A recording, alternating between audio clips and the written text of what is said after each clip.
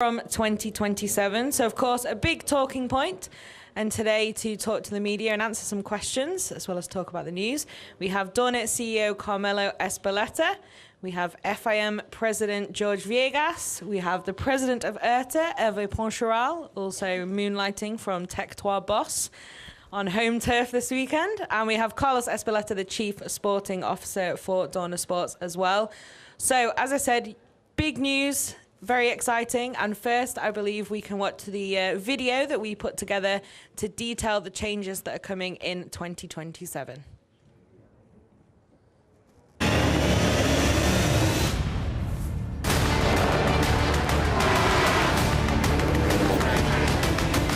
The world's most exciting sport begins a new era in 2027 with new technical regulations designed to make the sport even better than ever.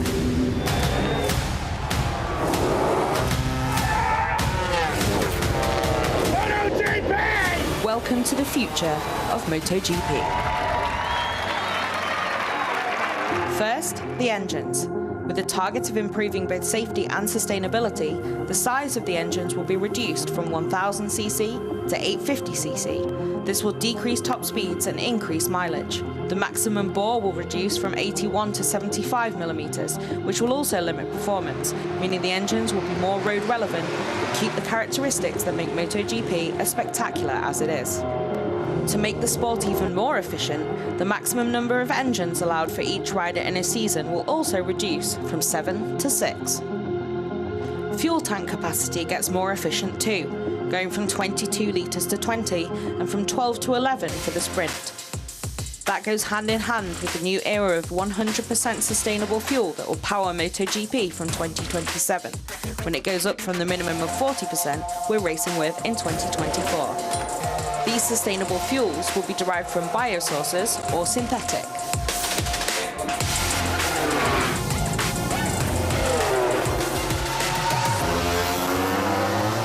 Aerodynamics will be further controlled and their negative effects minimized.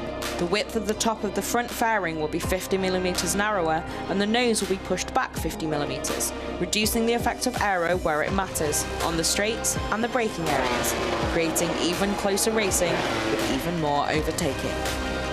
At the back, aerodynamics behind the rider will be part of the homologation, and teams will only be allowed to update that once per season to control costs.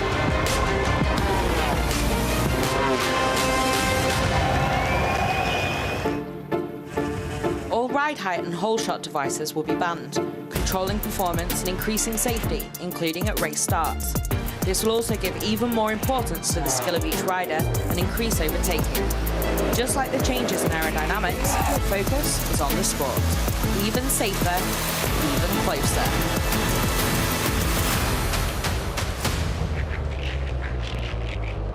To level the playing field even further, GPS data from all riders will be available to all teams after each session.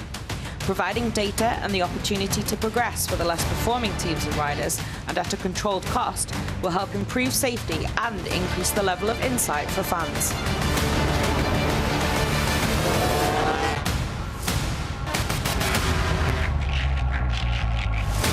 MotoGP 2027. Safer, more sustainable, and more spectacular than ever.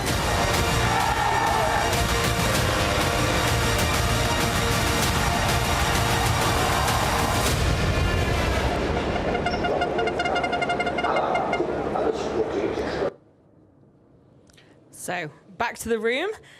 So after that little run through of the key changes, certainly, Carmelo, I believe you'll speak first about this fantastic moment for the sport.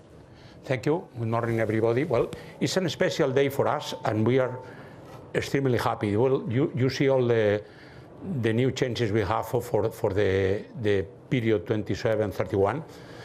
But what I must point is more important for us is, and thanks to the situation we agree with the FIM, IRTA, and the MSMA, the best thing of that is we has been in a short period the possibility to talk with all the parties involved and to arrive to an agreement which a new rules approved unanimously for all the members of the Grand Prix Commission. This is something we are extremely proud to have the possibility to do it.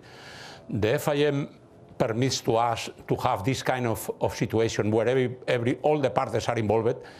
We has been running the championship very successful in the last technical period. We are still 2 years more, 25 and 26, to run with the 60 situation.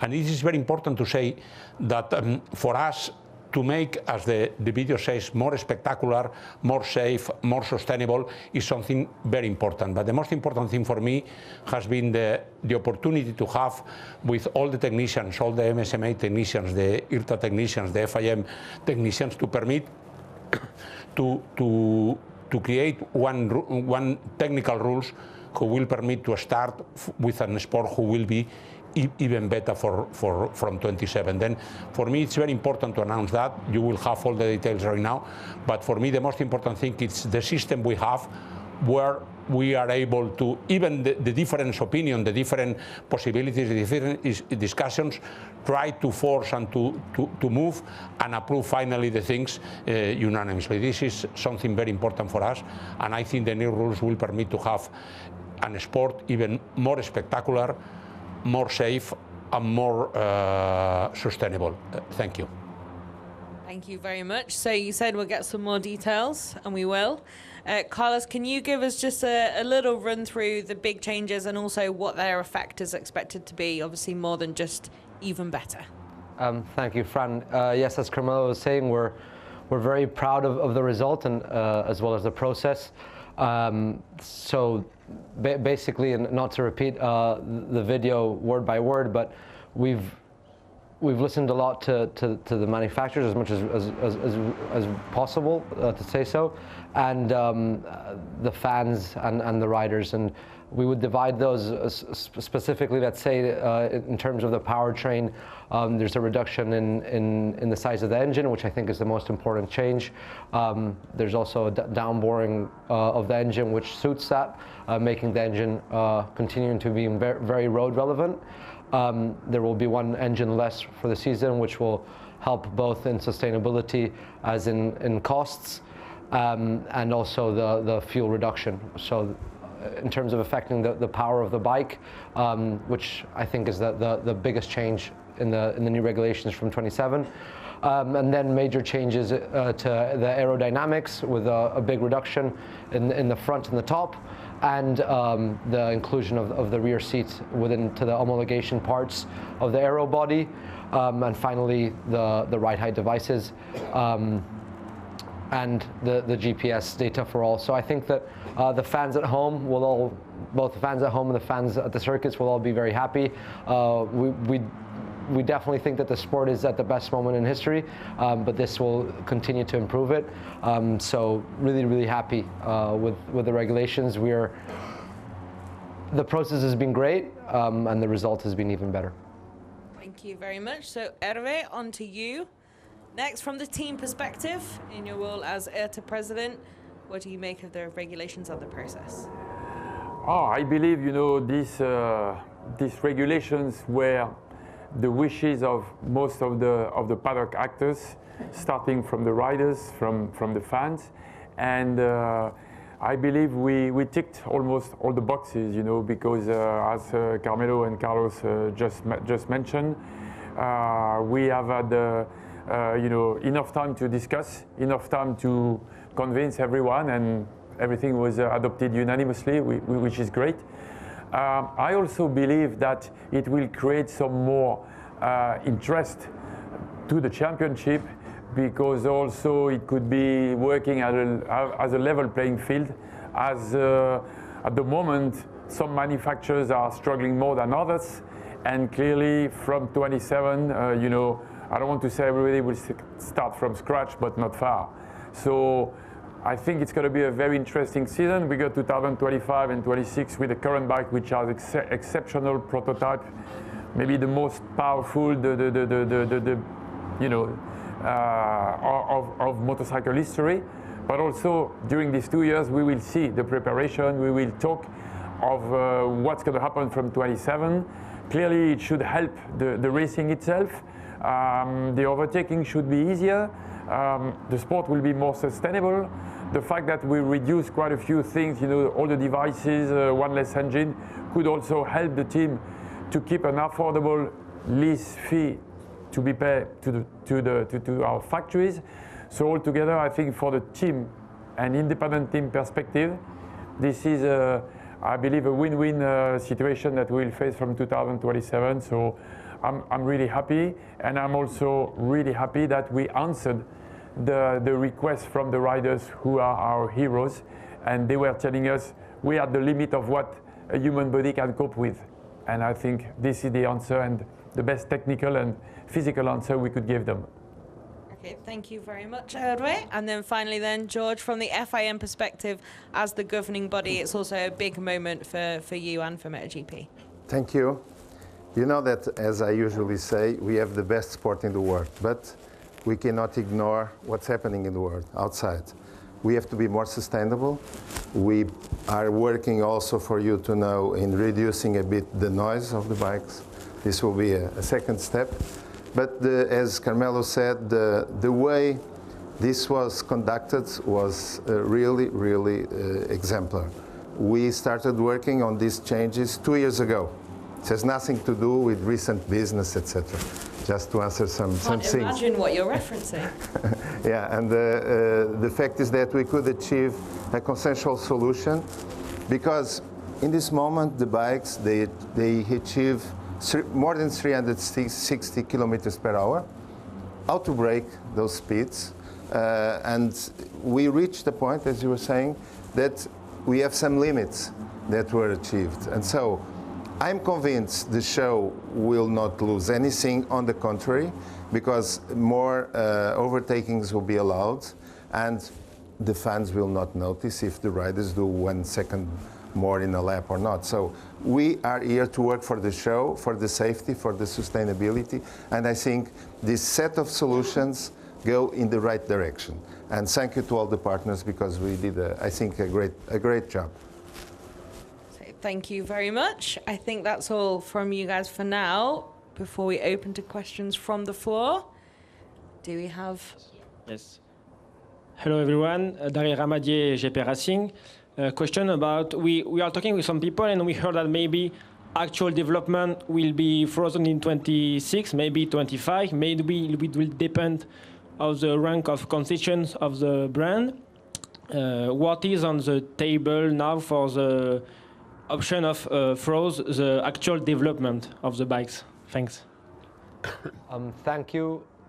It is a subject that's being discussed. As you know, the only limitation currently to development is the engine, and that's a point to be discussed. Of course, it will always depend if you're under concessions or not, but it's something that we're discussing with the manufacturers currently, and there's no end result as of today. Simon Patterson from the race. Carlos, 2 questions for you. Firstly, can you tell us a little bit more about the GPS part of the new rules? Because I think that's the bit that's surprised people, but also potentially the bit that has some real value for the fans at home with what it can bring to the media package. And then secondly, there's a little bit of concern, maybe concern's not the right word, that superbikes might end up faster than MotoGP under these new rules. Is that something that you guys are taking into consideration, and are we likely to see, something like the Supersport Next Generation come into Superbike to sort of counteract that? Thank you, Simon. I'll answer the first, and I'll ask for Jorge for help with the second. In terms of GPS, it's something that, as you know, we've now been working on a number of years with the new transponders in MotoGP, which have GPS data, which we're using for race direction. As part of this evolution, we now want to embed it for the manufacturers to use always post-session. I think that's an important clarification.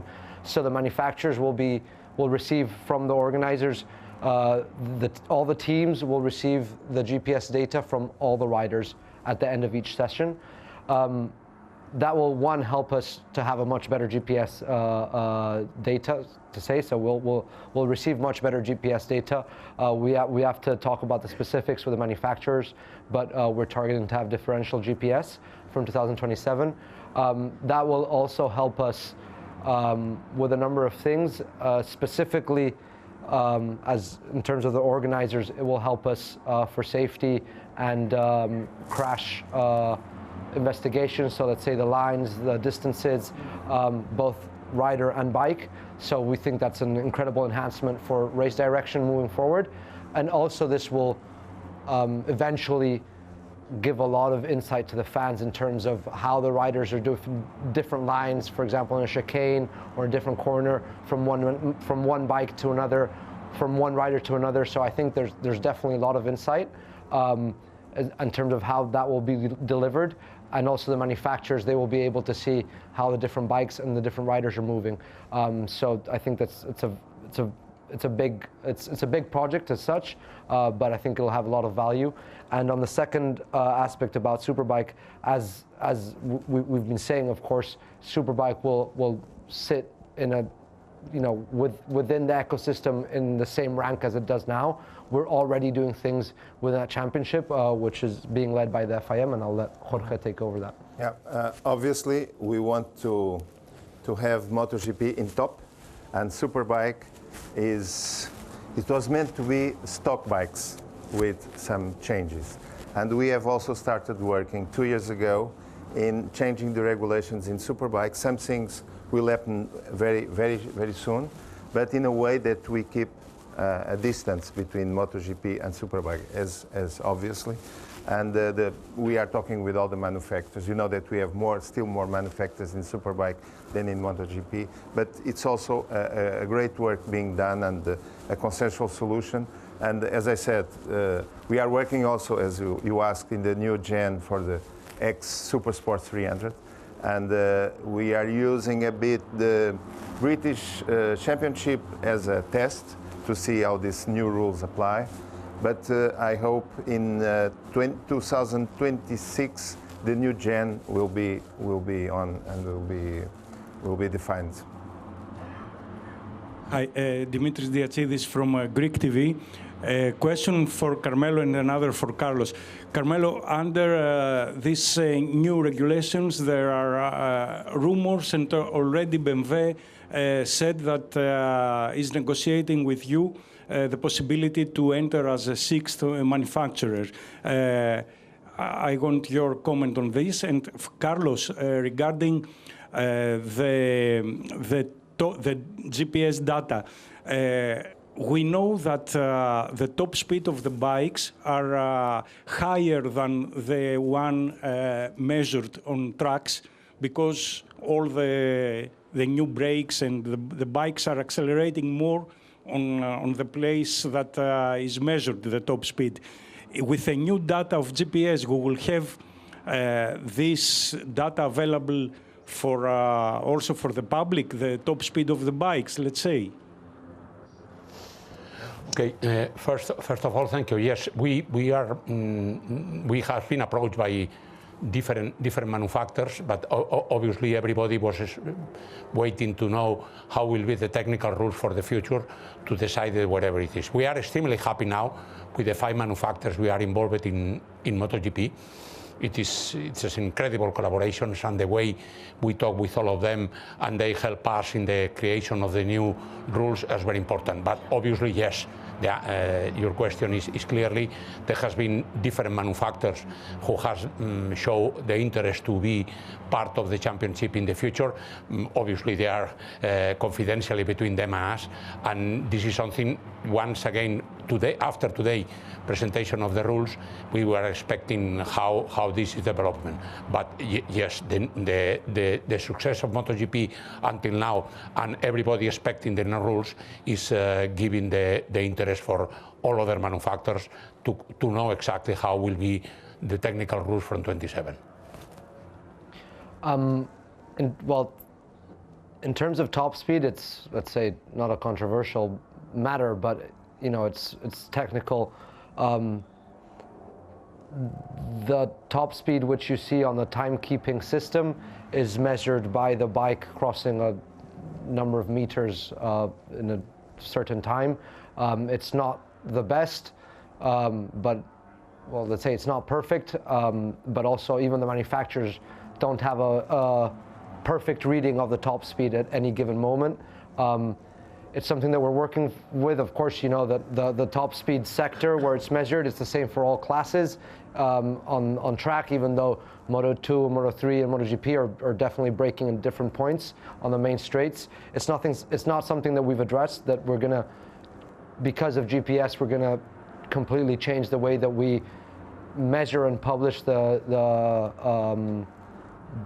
top speed, because we do that live for every session, and GPS data will be shared at the end of each session. And we don't think actually the GPS is probably the best system to measure top speed, so I don't think that will necessarily change in 27. Hi, Alexis Delis from MotoJournal. Two questions. How went the discussion with the constructors? Was there at some point one brand who was not agree with one of the rules? And second question, few of these rules are made to lower the performance of the bike for safety reasons. Do you expect that much drop of the performance that it can really impact the safety of the track? Thank you. Well, I'm happy to take that. As Carmelo was saying before, and Jorge and Herve, we're very proud of the process. I think it's been more than a year of work since we started sharing it. It all started with the fuel specification, which we announced 2 years ago for 27, which was the biggest part of our message and our target was sustainability. And then as you know, Dorna together with FIM, we proposed a number of initiatives for the manufacturers to consider, and we're very proud to say that all of them have been addressed, and 80 to 90% of them have been exactly what we proposed. So we're very happy. I think that it's credit to the manufacturers, especially those that are performing very well now, that they've seen the benefit to the sport before the benefit to themselves at a given point. So there has not been much resistance in terms to the proposals that we've made, and we're both thankful and proud of that, and very happy about the ecosystem that we have. And what was the second question? Oh no, the performance on the performance of the bikes.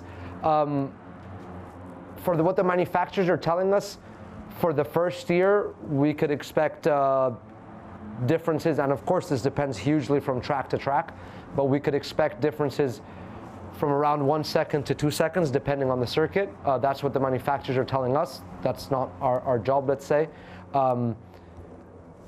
We'll of course, the faster the bikes, let's say performance and safety are always inversely proportional to a certain extent. We are expecting a performance drop. That's part of the reason why we're doing it.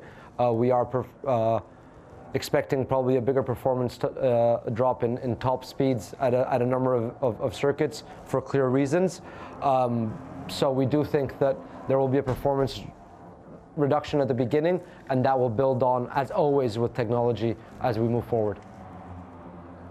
Good afternoon, gentlemen. Guido Venneman from Raceport in the Netherlands. I think this one is for Carlos. Of course, in the MSMA, you only talk with the existing manufacturers, but did you in any way take into account the desires of potential manufacturers to enter the championship?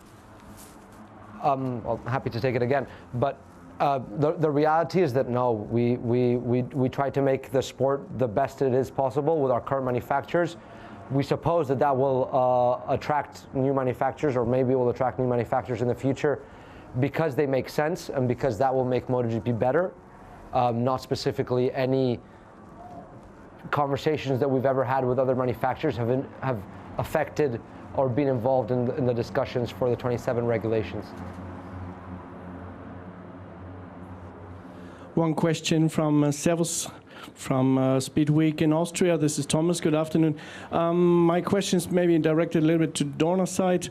As the sport is super highly developed right now and very complex in terms of technology, also the tires, they play a big role, and with those new bikes coming up, also I guess a new generation of tires will be needed with this different engines, engine characteristics, different performance. So this is a very relevant part in development. What's the status quo from your side in contracting and continuing this partnership, and when we will see, let's say, also a long-term statement about tires and tires consistency to start the development actually for the new bikes from a practical point of view? Well, it's something, and it's a good GP to be in this week. But it's a discussion that we're having. We can't disclose anything yet, of course, but we think it's something that will be finalized within this year. We think. I think that credit goes to our current tire supplier in MotoGP. Michelin does an incredible job. The bikes have changed radically since Michelin started with the introduction of aerodynamics and the introduction of ride height, and they've perfectly adapted the tires to the new bikes, and I'm sure that they can do the same with the new regulations.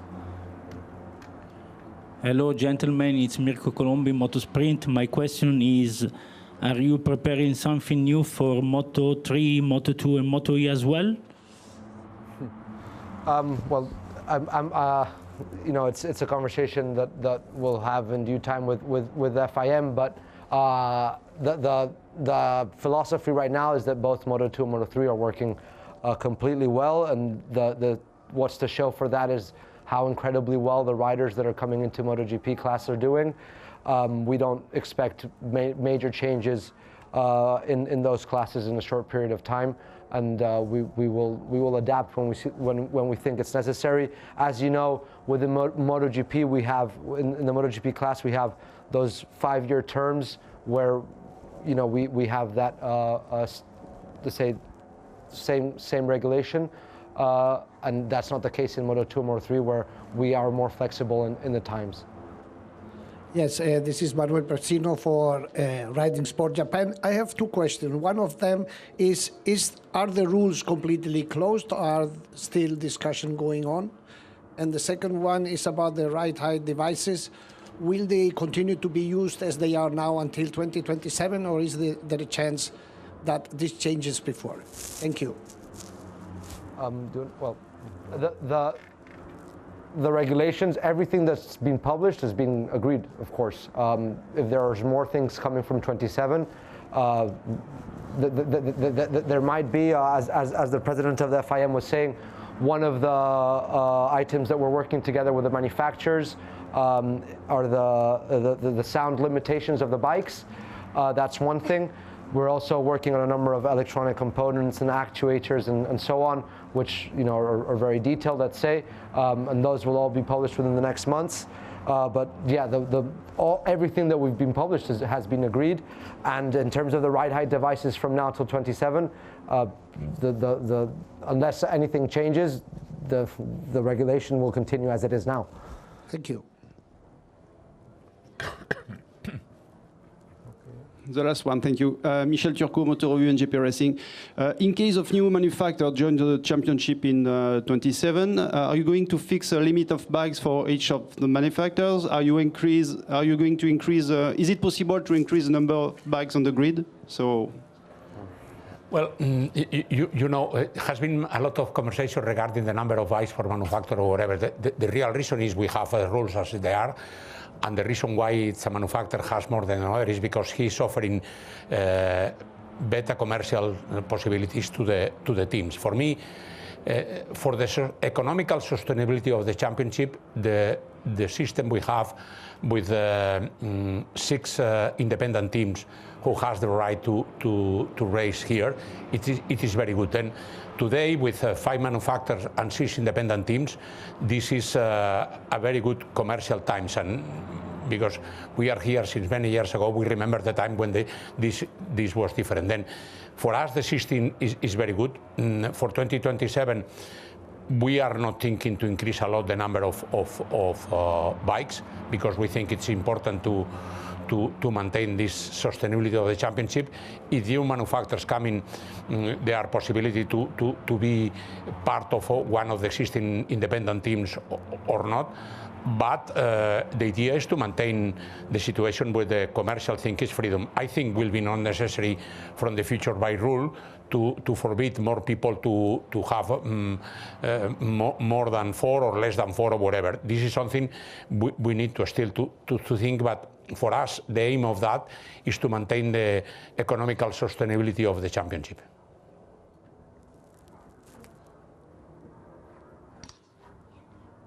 Okay, I think we're done. So thank you very much, and everyone can watch that video again and find out more on MotoGP.com. For now, enjoy the Grand Prix de France. And the FIM. Merci beaucoup. FIM exposition. À vous. FIM exhibition. FIM exhibition. Tell about the FIM Lead. exhibition. We can. Everyone in the room as well, if you are in Le Mans, feel free to make your way to the FIM exhibition and enjoy a little bit of history there.